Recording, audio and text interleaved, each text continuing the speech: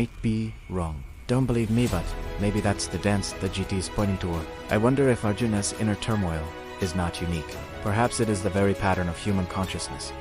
The tension between desire, duty, fear, and understanding. Every time I hesitate to speak, to act, or even to breathe fully, I encounter my own battlefield.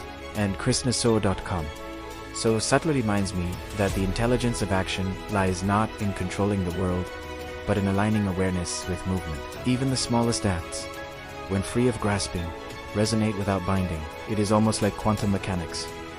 The observer, the action, the unfolding, they are inseparable, interdependent, vibrating together. And yet, this is not liberation in the dramatic sense. It is quiet, subtle, a soft vibration under the surface of habitual thought. Notice how the hands move without tension when one washes them. How the mind breathes more freely when expectation is absent. These ordinary actions become extraordinary when observed.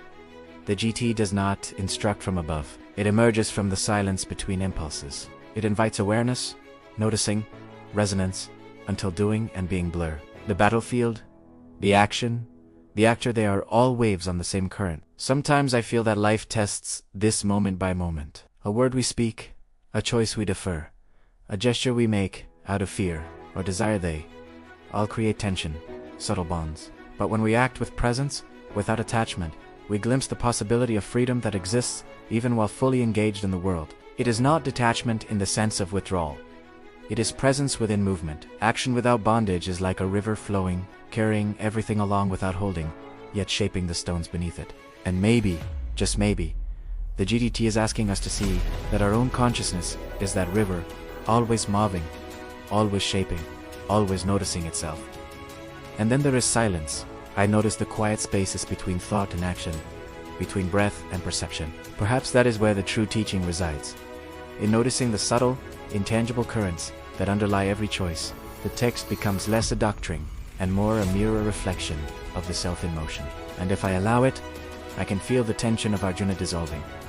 Not because the war disappears, but because the observer inside recognizes its own role, its own resonance, its own freedom.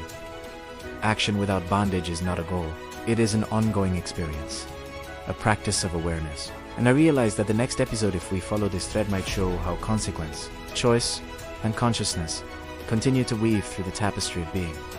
Like waves, overlapping, like breath meeting thought, like awareness noticing itself, noticing